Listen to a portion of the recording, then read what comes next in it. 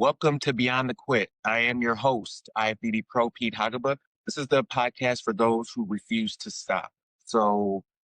If you're new here, it's not about hype, not about motivation. It's about the moments in life where quitting feels justified. For instance, when life hits you harder than expected, when the pressure stacks up, and when the easy options would be to just walk away, but you decide to keep on going anyway. So listening to this, you're going to hear from professionals, athletes, normal people like you and me that have gone through some turmoil, some seasons, but they worked through it. They refuse to stop and they're able to share their story about it. So I'm hoping that you'll be able to pull something out of this. This episode is absolutely no different than any other. I'd like to introduce Tony Drysdale. He's a seasoned professional in the transportation industry with over 15 years experience. He's the director of operations for a major van line. Over the past several years, his career has taken off across multiple states, and he's going to share those times with us during this interview. Navigating high pressure roles, constant change, and the realities that come with leading a family through uncertainty. He's originally from Fort Wayne, Indiana. Tony and his wife and his children, they all came together, made the life-altering decision in 2020 during the height of COVID to move. They moved to Nashville, Tennessee, leaving behind a support system, arriving in a city that they knew no one. It was a decision rooted in responsibility, faith, and doing what was best for his family, even when it came with real risk. And again, Tony, I appreciate you joining, man. I appreciate you having me. Absolutely, man. I like to start this podcast the same way I start all. What's one moment in life where you could have quit, but you did?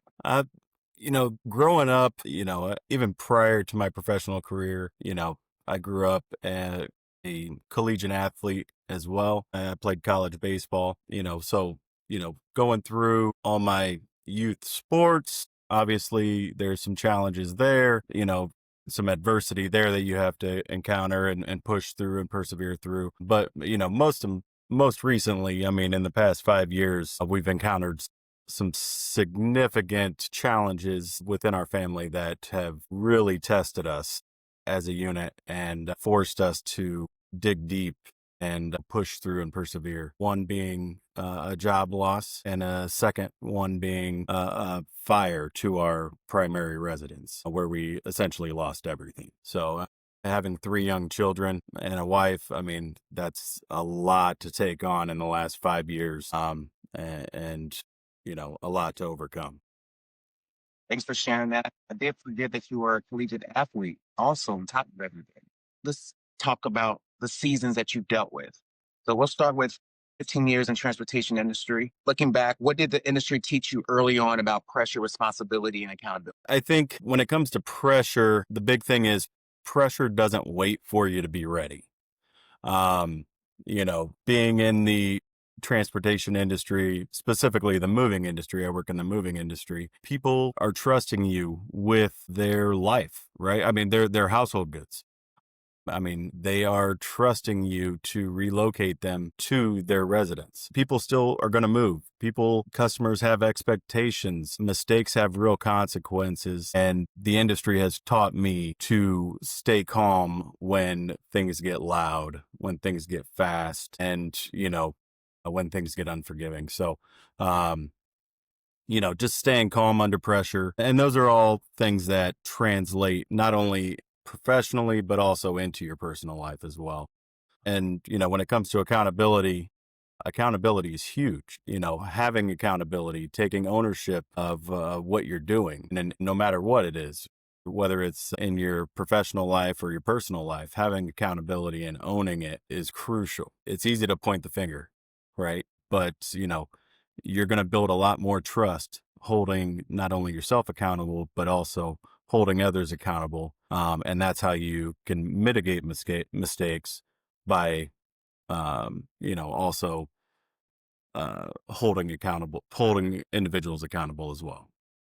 Okay, and you bring up specific instances, specifically with household good moving. But as I bring up those pieces, pressure, responsibility, and accountability, you also talk about how you were professional. You were a collegiate athlete. Didn't you have those traits at that time, or are they different? Same words, right? Situation. Did you bring some of that in as well? And then you just kind of elevated them in a sense? Yeah. So it started well before even college athletics. I mean, I grew up in a household where from a very young age, I was a three sport athlete, right? All the way through my youth.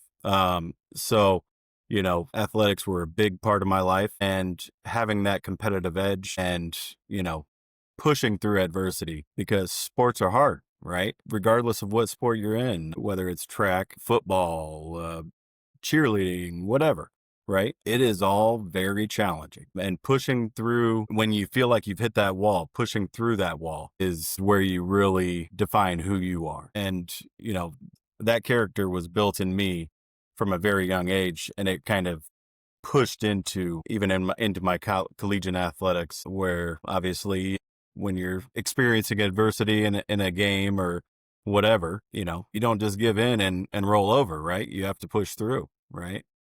Absolutely. Absolutely. Yeah.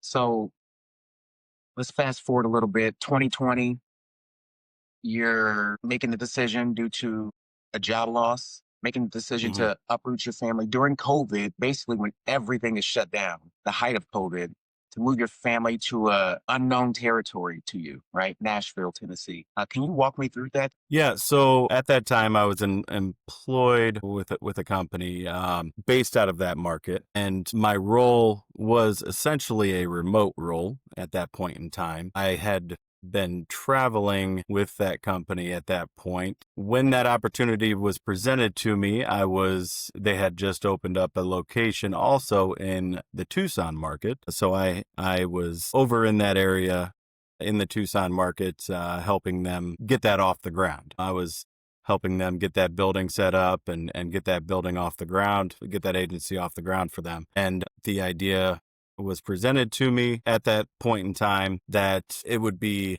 best for me to have boots on the ground in Nashville rather than that role being a remote position. That was a challenging conversation, not only at that time when it was being had in Tucson. I had to kind of sit on that, digest that in the hotel room as the later that evening. Obviously, that's not a conversation I want to have with my wife over the phone. So upon my return back to Fort Wayne, needless to say, there was a lot of emotion, a lot of fear. Around that conversation being had in that kitchen in Fort Wayne when we were talking about it. It was a very big decision. Now keep in mind at that time we had a 3-year-old daughter and we had just given birth to twin boys, right? So we were very young as a family. We really chewed on this whole decision. And we had to pray on it. We had to think about it for a very long time, but we also had to make a very quick decision. I mean, because the company had expectations, right? So, we had to make a decision, and it was not an easy one because, as you mentioned, our support system was in Fort Wayne. Both my wife and I, born and raised in Fort Wayne. We both went to college in Fort Wayne. So that's where our life was. We owned a home in Fort Wayne, right? So now we had to look at selling that home in Fort Wayne and uprooting our family, our young family, to a city where we essentially knew nobody. Not an easy decision. Looking at we put together an old school pros and cons list. And, there were a lot of pros, a lot of cons. But at the end of the day, we felt, that if we stayed, it felt like we were slowly quitting on potential. Right. We looked at this as a great opportunity, not only for my career, but also as a unit, as a family unit for our future. We thought this was best for our family's future. This was presented as a great opportunity, and the growth potential was uh, very appealing to the point that it enticed us to move. So, um, we made the very difficult decision to relocate, put our house on the market, and then we ended up, you know, finding a place down there and selling our house in Fort Wayne, and it was not easy. And then once we got down there, leaving that support system, we didn't realize how challenging that was going to be. Wow. Yeah, I mean, on paper, we knew it was going to be a challenge, but you don't realize how much you lean on that support system until they're gone, Work right? that out to me. Like what, for instance? Something as simple as, having the grandparents 10 minutes away from you to where, the wife and I would like to go out on a date. Having the grandparents or an aunt or an uncle available to watch the children so my wife and I can go on a date. Mm, Now we have to, find a babysitter that we trust. And babysitters in this market are a little pricey. And not only that, I mean, it just, you're moving away from not only family, but also your friends, everybody that you care about. I mean, now, yeah, you have FaceTime, yeah, you have your phone, but it's not the same. that's right. Having that ability to go get a cup of coffee with a friend when you're having a hard time, or, just, having the ability to go over to your parents' house to visit, or take your kids to their grandparents' house, right? I mean, it turned from a 10-minute trip into a 7-hour trip, right? At that point in time. So that presented a major challenge for us.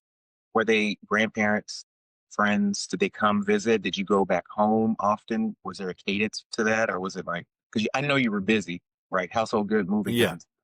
So how did that work? Yeah. So, I mean, yes, we had visitors. We made a point in our life to drive back at least once a month to Fort Wayne because it was important not only to us and our mental health, staying close with our family, but also, for our kids. I mean, we wanted our kids to continue having a relationship with their aunts, uncles, grandparents that wasn't through a phone. So, taking those long weekends when we had the opportunity to drive back, that was crucial for us. So on that cons list, was there ever a lined item saying, "What if this doesn't work out?" Well, there was a lot of pressure on that for sure. So, and a lot of that pressure I took on myself, mainly because, having 3 young children, my wife at that point in time, we made the collective decision that she would be a stay-at-home mom taking care of our children in that market, considering that we had left our support system. That was major part of that decision when it came to that relocation. We had to make sure that there was enough resources involved in that relocation in order for us to make sure that happened. Now, with that presents the stress and pressure of my income being the only income for the house, right? So that in itself, was the biggest con on that list, right? Not having any supplemental income outside of my professional career. So I mean, you managed through it, obviously, but I mean, obviously things were tight, things were stressful. That's a whole nother conversation, right? I mean, aside from not visiting your support network, the dynamic between you and your wife, I mean, I get it. There's probably some stressful times because you're busy as well. You don't have to touch on all that, but I mean, I'm just letting the audience know like you Yeah. had a lot of things going on. Right. Yeah, at that point in time in my career and in that role with them wanting, boots on the ground and moving us down there, it was important that to them, especially that, that I invested quite a bit of time at the office. And it required a lot of my time, right? In order for that operation to be successful. That involved a lot of hours, a lot of going to the office at 6:30 in the morning and not getting home until 6:30, 7 o'clock at night. When you have newborns, young kids, their bedtime's 8 o'clock at night, right? In some cases. So there were many days where I saw my kids 1, maybe 2 hours a day, right? And that was very tough.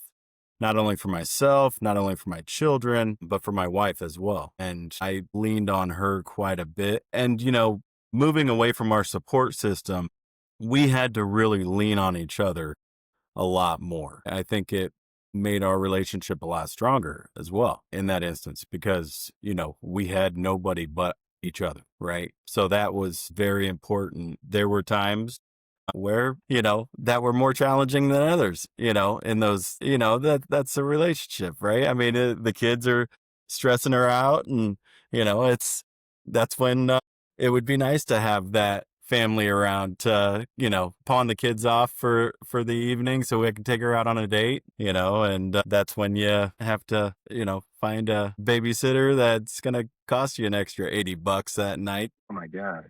Yeah. Yeah. Thank God I don't have to afford that anymore. My youngest is Yeah. 18 years old. My oldest is 26. So don't have to worry about that. But yeah, we got through it, and it made us so strong as a family unit. And my wife, she's our family rock, and she makes me the person I am today. That's awesome, man. I love hearing that. So you're in Nashville, you moved in, you're working these hours, you guys are getting settled. What happens next? Yeah, so the dust settles, we're having a strong year as a company, and the rug gets pulled out from underneath you.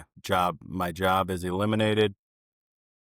It left us in a position where it would have been very easy to give up in that moment, right? It's, it's just one of those things where, yeah, the mindset, whenever you have your job loss, my mindset went straight to my family. There was probably maybe 5 minutes of shock before survival mode kicked in, right? For me. I mean, I had like I said previous, I had to, when we made that decision to move down there was a lot of pressure on myself. And a lot of it I put on myself because, yes, we made that decision to move collectively, but it was my career taking us down there. So I put that pressure on myself, and it was up to me to make that work out. And, at that point in time, I felt like I might have failed my family in that particular moment. But, like I said, there was maybe about 5 minutes there where there was shock and panic. And then I had no choice but for survival mode to kind of kick in. So twice you brought up there was 5 minutes of panic and then fight or flight, right? You were ready. Let's game on. Let's roll. What kept you grounded in order to stay focused like that? Well, so in that moment, I didn't have time to spiral, right? My family needed me more now than ever in that moment, right? So at the end of the day, panic doesn't pay the bills. Emotions are real, but you can't let them drive the car, right? So it was it ended up being, and that was just who growing up. That's just how I was built. My dad instilled that in me. Growing up, work ethic was everything. Nobody's gonna outwork. Nobody ever outworked my dad, and still to today, it's, you're going to have to work awful hard to outwork me, at the end of the day. So, I mean, when it came to that fight or flight, I had people relying on me, my wife, my children, and, I could not let my emotions get the best of me in that point in time. I could not let my fear get the best of me in that point in time because, I had to keep reminding myself, my kids are watching, right? They're going to be looking at dad to see how dad's reacting. So, I had to, dig deep, and be strong for my family and really, like I said, panic doesn't pay the bills. So, I mean, my family relied on me at that point in time, and I had a responsibility to my family. So it was one of those things where I had to step up you Right. know, at that So point. that was part of you since day one. And you said your dad, his work ethic was second to none. Nobody's going to outwork them. You learned, obviously, he was a uh, major Yeah, person in your life, and you learned a lot from him. absolutely. So, so even if you weren't married and didn't have kids, you would have still persevered. You would have still worked through Yeah. it. You would have still 5 minutes of what's going on to let's roll. Absolutely. Yeah, it's in my DNA. I mean, it's my dad, I talk about my dad and his work ethic. I mean, growing up, we grew up very modest. My dad and my mom, they worked really hard to provide us a life that we were fortunate to have. And we didn't realize until we were adults that we didn't have a lot of money growing up, but my parents never let us feel that, right? Mm, My dad had worked multiple jobs. My dad bartended on the weekends, and at night. Outside of his normal 60-hour a week job. My mom worked and managed the household while he was working as well. So, it was a team effort on their part, and they provided everything they could possibly provide for myself, but also for my brother and sister as well growing up. And I can see that obviously you use that template for your household, sounds like. Absolutely. So what did that season teach you about leadership? Not necessarily at work, but at home. Yeah. So at home, leadership at home means being steady when scared for me. Not necessarily pretending everything's fine, but also not letting fear become the environment. Certainly stuff happens in life, right? Some of it's in your control, a lot of it's not in your control. I am big on the philosophy that negativity breeds negativity. So I try to have more of a positive outlook on life. And, obviously, whenever negative stuff like a job loss or something like that happens, that's all part of life, right? I mean, it's essential to, learn from that, put it in your rearview mirror and move forward, right? I mean, by sitting there and dwelling on that, all it's doing is putting yourself in a negative headspace. And, that not only carries into your career, but it also carries into your home life as well. And Mhm. then, it affects that environment. Leadership at home means to me just being steady and not scared, being listening is very important at home.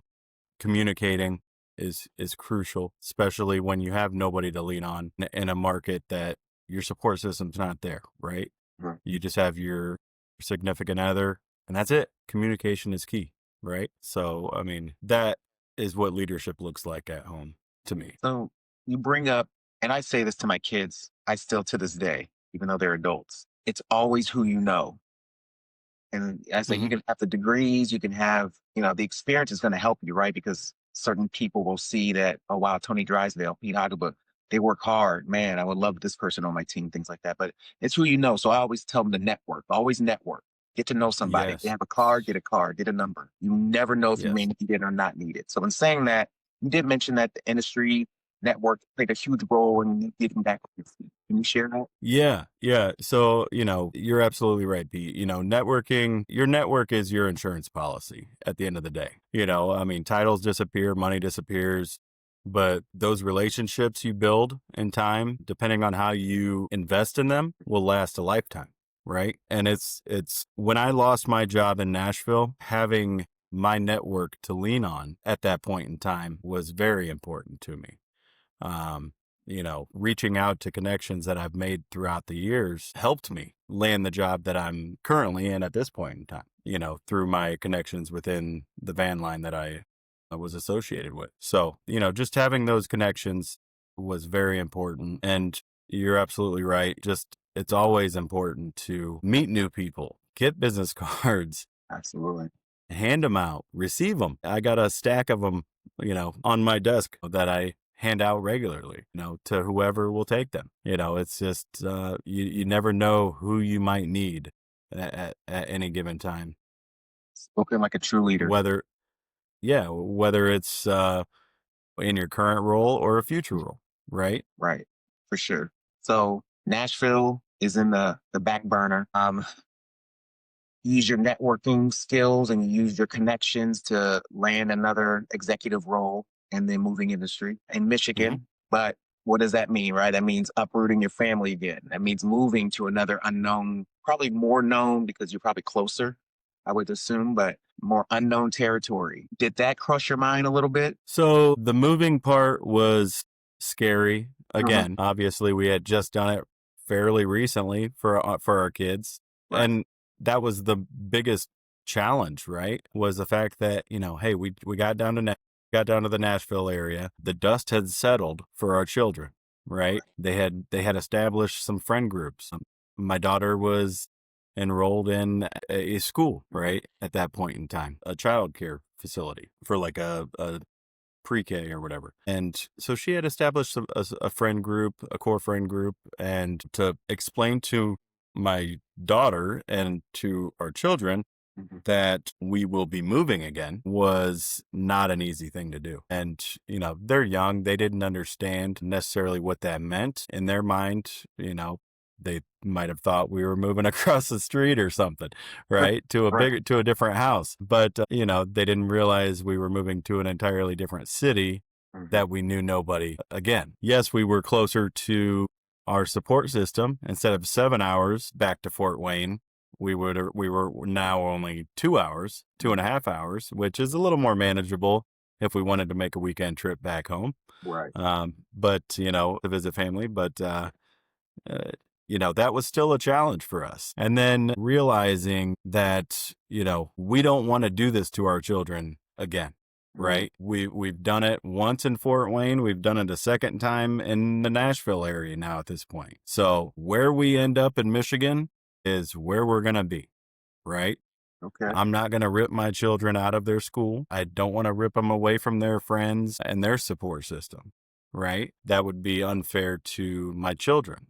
That would be unfair to my wife and her friends that she's established. So, and even to myself, the friends that I've established. So, Mhm. so it was important for us when we did move to find a place that we can really set those roots. So it took some time and some patience and some real intentional thought and some deep conversations between my wife and I on where in this community we could see ourselves growing old, Mhm. right? And seeing our children grow up. And that was the biggest challenge that we've encountered after Nashville, or one of the biggest challenges.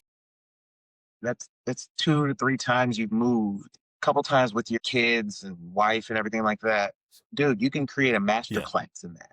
And I'm not saying that as a joke. I'm saying that as seriously because this happens all the time. And people are dealing with Yeah. those same situations. Maybe not even to the extent you're dealing with, but dealing with those situations and how to adapt, how to think of these other personalities that I'm in, that I need to make sure that they're nurtured and they're not stressed. And let me embody that stress, but let me make sure that they're as comfortable as possible. Yeah, Well, while that's the thing, right? like own territory.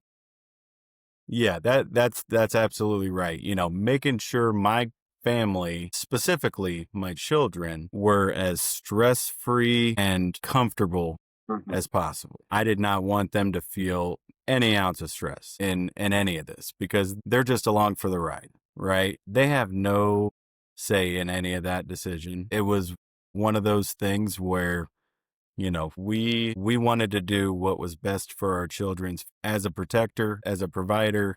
My wife and I, wanted to make sure we put our kids in the best position for them to succeed. And when we moved to this market Mhm. in Michigan, that was the most important thing that we had uh, on our mind at that point in time was finding the right location for us to Sounds like you just slowed everything down, kind of, right? And make sure because you said we had no choice but to slow it down at that point. right, Yeah. right. And you used the word rooted, roots.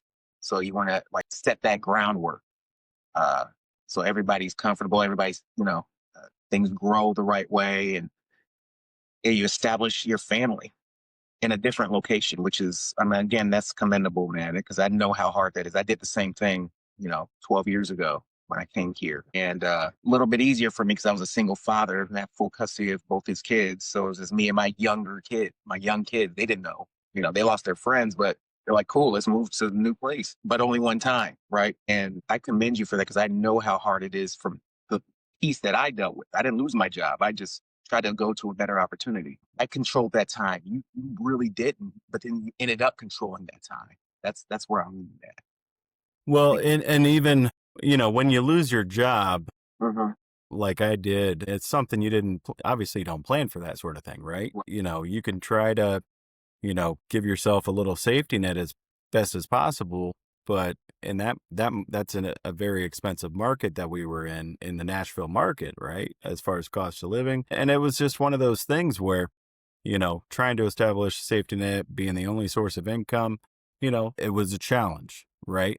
So then having that rug yanked out from underneath you, it was a fight or flight, right? At that point in time, we had to pay the bills. We had to make a quick decision at that point. It humbles you very quickly. There were, I'll be 100% transparent.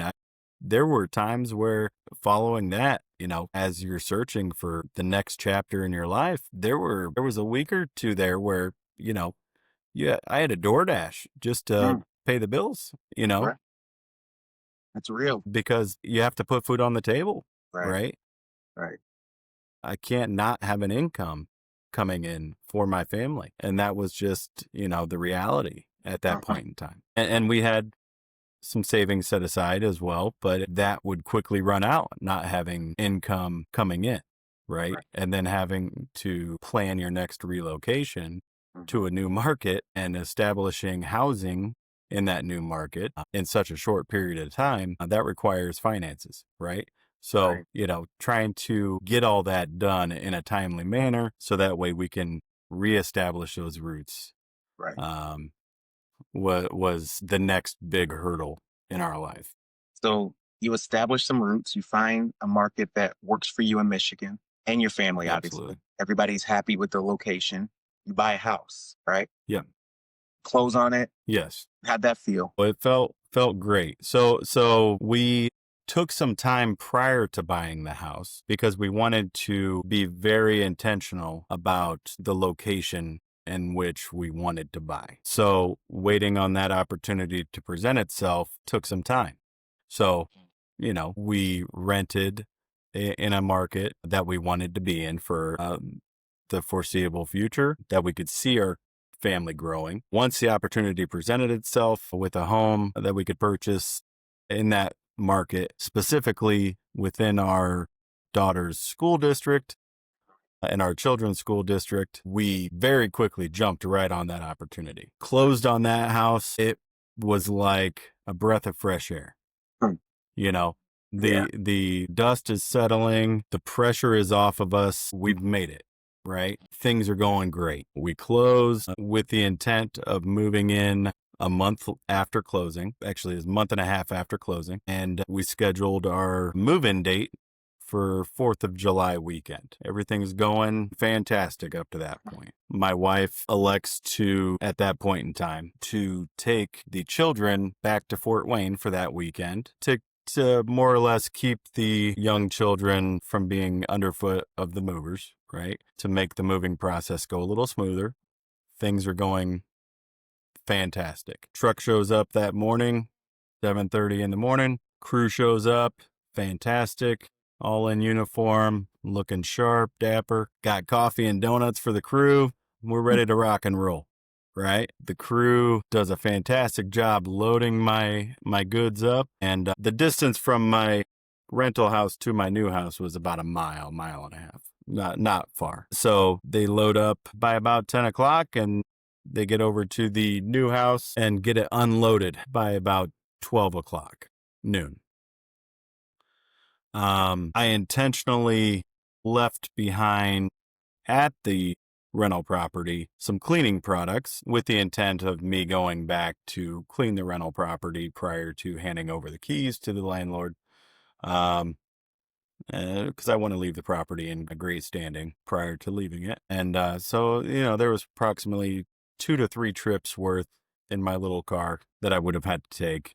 And I was probably on my second or maybe even third trip back to my rental property when I receive a phone call from my real estate agent asking, in a panicked voice, asking me where I was. And I quickly tell him, I'm back at the rental property cleaning. Why? What's going on? And he proceeds to tell me that my house was on fire. What? That was a very, my stomach was in my chest at that point. That was no more than 3 hours after after my goods were moved into the property. Everything we owned, with the exception of garage items, was in the house. Yeah. Oh, no. So, yes. So we lost essentially everything in the house. That in itself was going from an ultimate high to an absolute low, all in the matter of seconds. It was a very traumatic time in our life. I didn't know what to think in that point in time. But then I quickly realized that my dog was in the house. So that was the other thing. My dog was in the house. So I immediately jump in my car and I drive back towards our new house. And at that point in time, traffic lights didn't mean a thing to me. You Right. know what I mean? Well, yeah. I needed to get over there.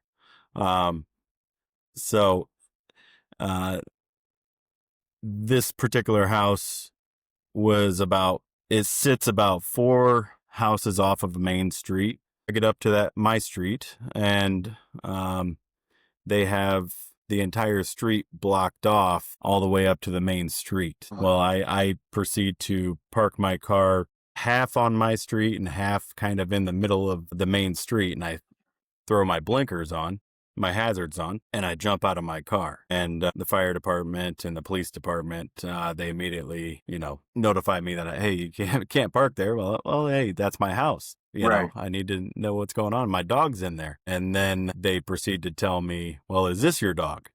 Oh, Well, what happened was my neighbor saw some smoke pouring out of the kitchen and knew I was in there previous. So one of my neighbors proceeded to bang on the side door, and opened up the side door of the house, and my dog ran out. oh, thank you, God. Thankfully, because that would have been a completely different conversation I would have had to have with my children as well. Mm. So thankfully, my dog was safe, but everything in the house was a total loss at that point. The fire department did a fantastic job doing what they had to do to put out the fire and save the structure. But as far as everything inside, between fire, smoke, and water damage, it was a total loss from the basement all the way up through the rafters. From the basement? So, yeah, Wow. everything, because if you think about it, the fire department, obviously they had to do what they had to do to put out the fire using whatever amount of water they had to use to put out the fire. So that water had to go somewhere, and it went down through the floor into the basement, caused a lot of water damage down there as well. So it was an absolute tragedy for my family and I. How did that phone call go with your wife? That was a very challenging conversation. There's no script for telling your wife that everything you worked for is gone, Mm. right? There's nothing, there's no easy way to tell her through a phone that all of our stuff is gone. All of our children's stuff is gone. Clearly, there were a lot of emotions in that conversation, a lot of feeling like you failed as a provider, as a husband.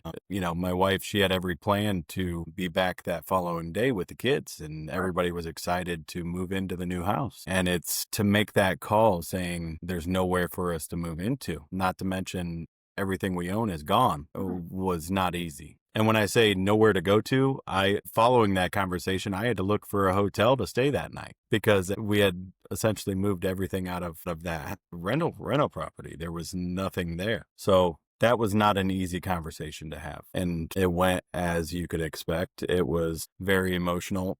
But again, my wife, she's our rock. She is a very strong woman, and she also reassured me when I needed that strength. She reassured me that we're going to get through this. And, that was a very big moment for us at that point in time. And I knew together we will get through that. Mhm. And at the end of the day, that's just stuff, right? Nobody got hurt. Right. Um, it could have been a lot worse. At the end of the day, that's just stuff we can get as you dive into those things. Sometimes that stuff is a little more important to your children, or maybe things that you didn't realize were important to you until you realize they're gone. Most notably, this past Christmas, we just recently had putting up our Christmas tree. We were getting our Christmas tree around, and we realized we have no Christmas decorations. All of our Christmas decorations are gone, right? And yeah, when you think, oh, we can go get more bulbs. Yeah, that's, we can get more, decorations. That's fine. But it's not so much the ones you can buy in stores. It's the ones that maybe mean a little something more, Mhm. right? It's the ones that maybe your grandmother made that's no longer around, right? That you can't get those back. Those little things, right? That mean a little bit more to you. You don't realize at that point in time, those items are gone until you really do a deep dive into what you lost. I mean, you could have easily chose bitterness, being upset or blame and everything like that. But you have a family, you have a wife and kids. How did you kind of divert that and just kept that game face on? You just kept it like, I still have to be there for my wife and my kids. And you bring up multiple times your wife is the rock, right? She's the rock of the family and she's strong. That's very important, obviously, in a relationship. How were you able to keep that mentality and keep moving on? Like, Well, I think the big thing for us was just, um, having gratitude around things other than possessions, right? Like I said, there could have been that story could have gone a completely different way when it came to that fire. right. Because, my true intention when I got back to that house, had that fire occurred a little bit later, I had every intent. Like I said, my wife was coming back the next day with the kids. I had every intent of being in the back of the house, putting bunk beds together, Mm, and the place all cranking up the music. yeah. I could have been in the back of the house, not knowing what was going on in the front of the house and been caught in the middle of that. And, it could have been a completely different story and a completely different outcome for myself. So having that perspective and just being grateful for your health, and the people around you, putting it into perspective, right? Realizing that that's just stuff at the end of the day. I mean, things you can't get back are, people you love, right? So Amen. that was the big thing for us. You mentioned to me, you saying to yourself, who am I going to be now? Can you explain that? Yeah. So when it comes to who am I going to be now, it came back to in that moment, knowing that, essentially my kids are going to be looking at me, seeing, what's dad going to do now? Right. I have a responsibility to make sure that there is not a worry in the world for my children. And that's where you have to really ask yourself, what kind of person you're going to be right in that moment. I mean, are you going to be the kind of person that's just going to roll up and give into that situation? And it's okay to get emotional, but at the end of the day, if there's people relying on you, I mean, and in that moment, I had a responsibility to my family. So Right. I had to step up, and my wife right alongside me, shoulder to shoulder, stepping up with me to make sure that we're doing everything we can to protect our children in this unfortunate circumstance. For a person listening right now and standing in the rubble, metaphorically speaking, or literally, right, Mhm. of something they lost, what do they need to hear? Adversity does not define you. What defines you is how you react to that adversity. My biggest challenge with that fire was, like I said, making sure my children did not feel an ounce of that. And if they did have any ounce of pain, I absorbed that for them. So making sure that, they had anything that they needed, maybe something that they lost that they cherished in that house, whether it's my son's, stuffed animal, Mhm. right? Something like that. You better believe I was at the store picking up another stuffed animal right then and there. So, taking care of those kids, making sure that they did not feel an ounce of pain from that experience, and knowing that, hey, mom and dad, we got this, Right. and, we're stronger as a result of this unfortunate circumstance. So years from now, when your kids are grown, they look back at this season, this specific season. What do you hope they pull from that, from you and your wife? I would say our toughness, Mm, our ability to overcome adversity, and the fact that we did not give up on them. No, when life kicks you in the shin, it will kick you in the shin. It's easy to just turn and walk away, and give up at that point in time.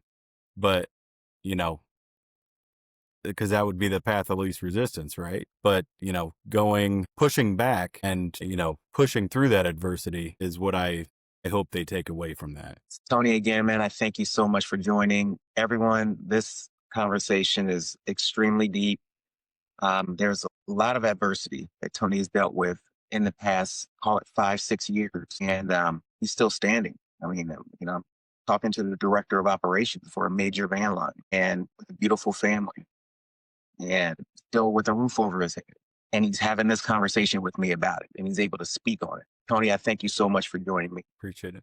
What does beyond the quit mean to you? To me, beyond the quit means that moment after that breaking point. Not refusing to quit. It's not just about refusing to quit. It's about what happens when quitting feels convenient, feels easy, justified. It's about asking yourself, okay, who am I going to be now? Right? Taking that adversity and really challenging yourself to push through it. Yeah. Tony, you shared some serious stuff here, some pieces that I can take back with me.